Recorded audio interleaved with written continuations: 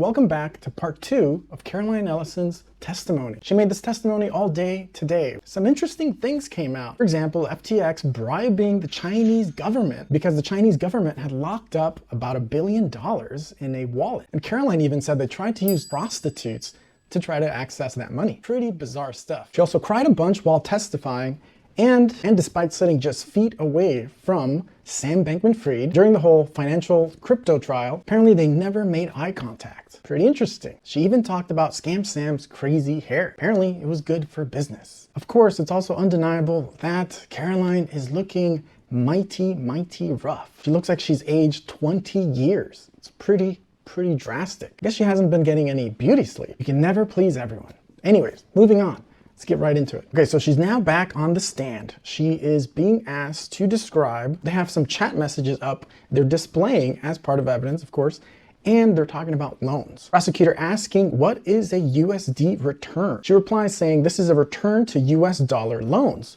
to a specific crypto address. Caroline saying an open term loan, Genesis wanted $400 million back, and that this really stressed her out, saying that the reason for all the stress was because Alameda didn't have the money. They would have to take it and actually borrow it from FTX to pay back this loan. Then the prosecutor asked her about her mental state at this time, which was objected, but it was overruled, meaning she could actually answer the question. With Caroline saying she started to get worried about customers withdrawing from FTX, which eventually, of course, did happen. With her saying that if this were to get out, people would actually get hurt. Of course, with her testimony and cutting a deal with the prosecutors, she kind of has to play up her character of being innocent when it comes to handling this mess. She has to basically point the finger at Scam Sam as much as possible. So going on, the prosecutors ask her if she shared all the balance sheets of Alameda with Sam. Caroline saying yes, updated balance sheets were given to Sam whenever he asked for them. He was my boss, the owner of Alameda. That's her playing up, basically Sam being more responsible for the whole thing than, of course, her. So we'll see if that wins her over some sympathy. Anyway, so she showed all these balance sheets to Scam Sam, with the prosecutor asking, what did Sam tell you to do? Caroline saying she was directed to pay the loans. She understood that basically Alameda's line of credit with FTX was to be utilized. She said that is to use customer funds, saying that he knew that was the only way that they could repay anything back at all. Saying that Sam asked us as in Gary Wang and Nishant Singh and Caroline as well, she said that Gary Wang told her there was a large bug in the whole setup, in the system. She said the bug was in the line of credit. And at this point, they've already borrowed upwards of $3 billion. When Caroline was asked who put this together, the line of credit, the bug, she said Gary or Nishad, that she didn't know which one. Remember that in Gary Wang's testimony, he admitted that he did this at the direction of Sam. Okay, and then things start to get extremely interesting because the prosecutor asked Caroline how much USD had customers deposited versus how much was available for them to take out of FTX. She said by this point, customers had deposited $13 billion directly to FTX, but only $3 billion were available for them to take out, saying that the difference, the $10 billion, had been loaned out to Alameda. And Caroline saying she shared all of this info over Signal with Sam, and she was worried that they couldn't process withdrawal. And then the prosecutor asking Caroline, oh my God, did you think this was wrong? She said, yes, I thought it was wrong. We didn't find any new source of capital. She continued to worry about FTX customers finding out and trying to withdraw all at once. Then the prosecutor moved on to Genesis and Matt Ballenswig. So Genesis had loaned money and they wanted updated balance sheets. Caroline was responsible for providing. She was asked where she was living in at the time. She said the Bahamas, and that she had meetings in the apartment. Then prosecutor asking what she did concerning the balance sheets, with Caroline saying that Sam told her not to send the balance sheets to Genesis. She said that Alameda had already borrowed $10 billion from FTX. Oh my God, and listen to this. We had $5 billion in loans to our own executives and entities. So apparently they thought that all of this would spook Genesis. She said Scam Sam told her to come up with an alternative way to present the information. Alternative way. That he wanted things to be concealed on the balance sheets This was very important for them. Apparently so important that she came up and prepared 7 different versions of balance sheets to find the right one that would work, saying she didn't want to be dishonest. But nonetheless, she presented all of the alternatives, all of the possibilities to Sam and let him decide, because she apparently didn't want to deal with it. So these spreadsheets were shown in court with the 7 alternatives dated for June in 2022. The prosecutor then asked which of the 7 alternatives of the balance sheets did Sam choose. And here's the bombshell. Caroline saying that alternative number 7, with no disclosure of the $10 billion owed to FTX customers, was chosen by Sam. Said this was chosen to make Alameda look less risky, of course, than it actually was, and she was directed to send this to Genesis, which she said she did. She goes on that she ended up sending this balance sheet on a Google document directly to Genesis, and apparently Genesis was getting recalls from retail lending platforms, so regardless of this balance sheet, Genesis still asked them to return $500 million. Caroline said that Scam Sam told her to send the money to Genesis. He's got a good heart, but no soul. She was asked, when you sent this balance sheet to Genesis, did you consider it dishonest? She said yes, she did, and that she also considered it wrong. Aside from Genesis, Caroline said that she also sent the balance sheets to BlockFi, which is also going to have a witness coming up, BlockFi's Zach Prince. Along with them, she also sent the balance sheets to other lenders. She went on to say that Alameda, by September 2022, was borrowing $13 billion from FTX customers. When asked how this figure went up so high, Caroline said we used it to repay the loans and as collateral for other investments. After this, some notes were introduced as evidence, with Caroline saying these are notes from a conversation with Sam where she wrote, keep selling if BTC, if Bitcoin is over 20,000. Also writing that FTX may raise more capital by selling equity. She said apparently to get more money to investors like MSB and the Saudi prince. Pretty interesting. And the prosecutors asked her, how would you describe your state of mind at this point, knowing that Alameda had borrowed $14 billion from FTX customers, with Caroline saying she was in a state of dread, all because she kept being afraid that FTX customers would try to withdraw. She keeps repeating that. She was asked specifically how she would communicate with the defendant. Caroline said they were all told not to leave things in writing and to only have sensitive conversations directly on Signal, in person, or not at all. And she also said that these messages no longer exist. Pretty interesting.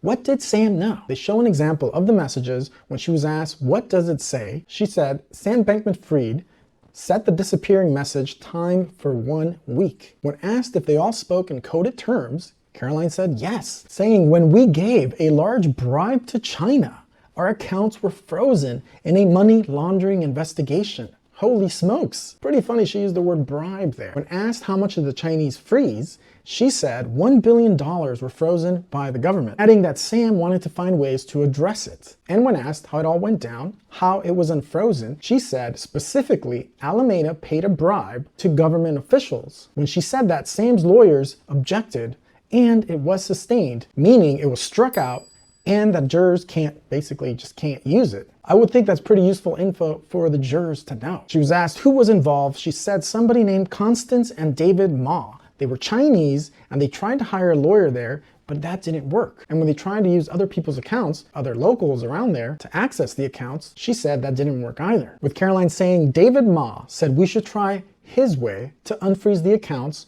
Sam agreeing, I'm guessing it's the bribe, but an FTX employee named Handy disagreed. Apparently her parents or her dad was himself a Chinese official. When this FTX employee was voicing her concern, apparently Scam Sam told her to shut up. The prosecutor asked Caroline, what do you think Ma's way was? Objection, because it calls for speculation, which was sustained. So Caroline said that Sam spoke with David Ma. All they had to do was just send $100 million to a couple of crypto addresses. And this happened in November 2021. She said she had no idea who the recipients were, and when asked who she thought it was, the question was objected and sustained, with Judge Kaplan arguing that the reason why he's avoiding these questions on Chinese bribery is because Sam Bankman Fried is not charged in this specific case with bribing Chinese government officials. So I guess that kind of makes sense. When asked how she was told to pay, how in terms of communication, she said via Signal with Sam Trabucco. Another piece of evidence was introduced when Caroline was asked, what is this chart?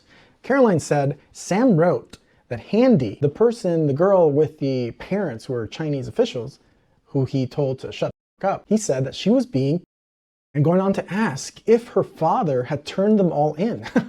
And Scam Sam just saying LOL. Prosecutor asking, here you wrote negative $150 million from the thing. What was the thing? Caroline said that was the bribe to China. This is the coded language they were using. Then they moved on to the summer and fall of 2022 when the whole shebang happened. Prosecutor wanting to know, at that time, what did she and Sam discuss to get more money for FTX? Caroline saying they were discussing and talking about raising equity. On top of that, they had broken up and that she really tried to avoid one-on-ones with Sam. A list was introduced as evidence for the jury. Caroline saying this list is from the fall of 2022. She was talking about hedging. And here she says that Sam tried to say it was all her fault. She said they were discussing having borrowed the $10 billion in the Bahamas and that Sam was screaming at her that it was her fault. The prosecutor asking, how did you feel? Caroline, she said she was crying. She said, but it was all Sam who'd made all these investments and put everyone in this situation. On this list being shown to the jury, there was a spot that said things Sam is freaking out about, with Caroline saying she updated this list frequently. It said raising funds and that Sam wanted to basically set regulators up against Binance, the biggest crypto exchange trading competitor at the time. On top of that, she wrote that he wanted to buy Snapchat and even trade in Japanese government bonds. Pretty interesting. Okay, after that, the prosecutor moved on to media, asking Caroline what media sites did Sam invest in. She said Semaphore, Vox, Forbes, and also The Block, which was a crypto news site. More notes were introduced as evidence, with the prosecutor asking why they have it, because it was a signal chat, with Caroline saying not everyone had deleted everything, especially things concerning their philanthropy. Now this is a little funny because this is concerning Michael Lewis, who just wrote that book, Going Infinite. Anyways, here it is, you can check it out. It says Michael Lewis is going to be in the Bahamas profiling us, with Caroline saying she's more in favor of going under the radar, and Sam replying that he's the absolute opposite. He was loving being in the limelight. Prosecutor asking, did Michael Lewis spend time with you in the Bahamas? She said yes, that Sam was cultivating an image of an eccentric founder, with her saying that she tried to keep a low profile. She wanted the low profile, but once that Sam Trabucco was gone, that she had to step up and be representative of Alameda, all in accordance to what Sam wanted. With the prosecutor asking, what did Sam think of Twitter? Caroline saying it was important to get new customers and investors. Then the prosecutor starts talking about Scam Sam's appearance. Specifically, the prosecutor wanted to know what Caroline thought about Sam's appearance. She said he didn't comb his hair, and apparently it had gotten him some bonuses at Jane Street, where he worked prior at Wall Street, and it was good for FTX. Then she was asked about cars. The prosecutor wanted to know about cars, with Caroline saying specifically that Sam said it was better for him to drive a Toyota Corolla, and therefore she drove a Honda. Pretty interesting. Then the prosecutor asking, why did you make misleading statements to reporters? Caroline saying, I was saying things similar to what Sam had said in the past. He was concerned about it because they were trying to get a futures license for the trading platform. She said she had discussed with Gary Wang and Nishad, and of course Sam, about turning Alameda off. She said it was discussed, but that they did nothing. A new piece of evidence was introduced by the prosecutors when asked what it said. Caroline said these were breakdowns of loans given to Sam Bankman, Ryan Salami, Gary Wang, and Nishad Singh, and Paperbird, totaling $8.2 billion. Wow, that is a lot of money. If half these guys cut deals with the prosecutors, because Gary Wang did say that he was a billionaire, how much do these guys have stashed away? Who knows? They might be in jail 5-10 years, maybe, if that. But how much do they have stashed away? And then another bombshell hits. The prosecutor asked, where were you when the leaked balance sheets happened? She said she was on vacation in Japan, saying that the leaked balance sheet showed things were understated, that the balance sheet itself was dishonest, and of course it showed risks, especially for FTT. When asked what exactly happened next, Caroline said FTT token went down, and this is when the worst case scenario happened, which of course was FTX customers tried to get some of that money back. Prosecutor asking where exactly she was on November the 6th. Caroline said she was in an office in Hong Kong, and when asked how she communicated with Sam, she still said through the Signal app. So this of course is the moment for all of them hitting the fan, worst case scenario, with the prosecutor asking Caroline, did you start preserving messages? She said yes, she did, with them showing some in court as evidence. She said also Nishad Singh summarized the withdrawals that they were seeing and experiencing. She said they were larger than usual, $120 million an hour. She was asked why she wrote back with a sad face. Caroline said she was terrified. She wrote, Ryan is asking if FTX can meet all the withdrawals. Why? Why did Caroline write this? Caroline responded. She said she knew they could not meet the withdrawals and that she wondered if it was about time she started being honest. Ouch. When asked what Sam told her about all this, she said that Sam told her we can meet a ton of these withdrawals, but it's already too late. It's already, and she said that Sam wanted someone else besides him to tweet out. And apparently that was to be Caroline Ellison. So the tweet was shown in court. It said, Caroline wrote, we have hedges that aren't listed. When asked if this tweet was misleading, she said yes, I think it was. When specifically asked about the process of actually writing this tweet or these tweets, she said they were drafted by Sam. Gary and Nishad worked on them. And finally, she kind of rewrote it in her own words before tweeting it out. With the court seeing a draft on a Google document, shown other tweets from CZ of Binance, crypto exchange, with Ellison confirming that Binance had decided to liquidate any of FTT token that Binance were holding. And this stressed her out greatly. Apparently all of this was being discussed over Signal chat group and that they all thought that she herself should tweet something out in response to Binance. The prosecutor said, you would buy all of Binance FTT at $22. Why did you write that? With Caroline saying, I wanted to call his bluff, CZ of Binance, because his aim was to hurt FTX. Then they showed a chat dated the next day, November the 7th, a small group chat. She said they only had $1 to $2 billion of liquid left, but that they could scrape up some more. These chats were specific between Caroline and Sam. When asked by the prosecutor who wrote the line, I'm not going to handle this well, Caroline said she did. Caroline saying that Scam Sam said, wow, congrats, is getting exciting, which of course tells you a lot about his personality. Huge risk taker. So much so that he said he'd burn the world down if he made out like a bandit. She said the screenshot was dated November 7th and she was suffering from having mood swings. But nonetheless, she felt a sense of relief. At this point, this is where Caroline starts crying on the witness box because she said she didn't have to lie anymore. She said she felt very bad. Apparently, she didn't know who else to share this with, so she was sharing this all with Sam. She then went on to talk about some of the tweets from Sam. Basically wanted to send out some tweets that would increase confidence in FTX. Prosecutor asking if any FTX customers actually tweeted back. Caroline said, yes. One customer said, can't wait for my FTX airdrop for not moving any of my funds. Ouch. Caroline said Sam even wanted to add an emoji. She said at this point, Alameda still had lenders, they still owed money, and they were all recalling the loans. That she wasn't sure how to balance that with the responsibilities to the FTX customers. Caroline said that she could actually start to repay some of the loans. Sam said to only pay back the small ones, and not some of the big ones like from BlockFi or Genesis. The prosecutor then asked, when did she first meet with the FBI and prosecutors? Caroline said it was December of 2022. She said the FBI searched her parents' home, took her phone and computer and some journals. When asked what kind of info she provided to the FBI and the prosecutors, she said, info of the crimes that we had committed. So then the prosecutor asked her if she shared her relationship about her and Sam. She said yes, that she shared Google documents. On top of that, she shared her feelings about being unhappy with Sam and these feelings interacting with the whole professional relationship issue. Power dynamics. Notice a lot of questions regarding feelings here. Interesting. The prosecutor again asked her, how did that make you feel? And they showed the cooperation agreement she had with the prosecution. Prosecutor saying, is this your cooperation agreement? Caroline said, yes. She said, I believe I am guilty. She said she learned that $1.6 billion from FTX to Alameda was concealed from auditors. When asked how she learned this, she said, from Nishad Singh. When asked by the prosecutors, has she herself been sentenced? She said no. When asked by the prosecutor what she has to do under the cooperation agreement, Caroline simply said to tell the truth. When asked by the prosecutor, what will the government do for you for your cooperation against Sam? She said they're going to write a letter to the judge, in her case, about her crimes and her cooperation. No further questions after that.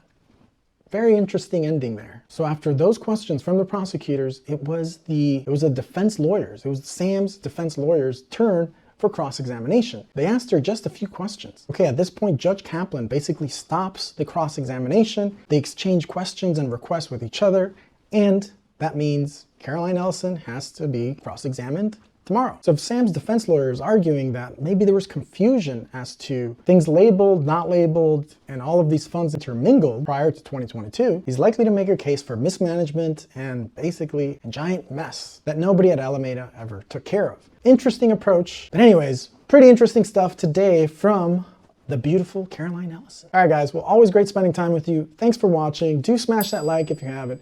Please do subscribe as well if you haven't, and I'll see you in the next one.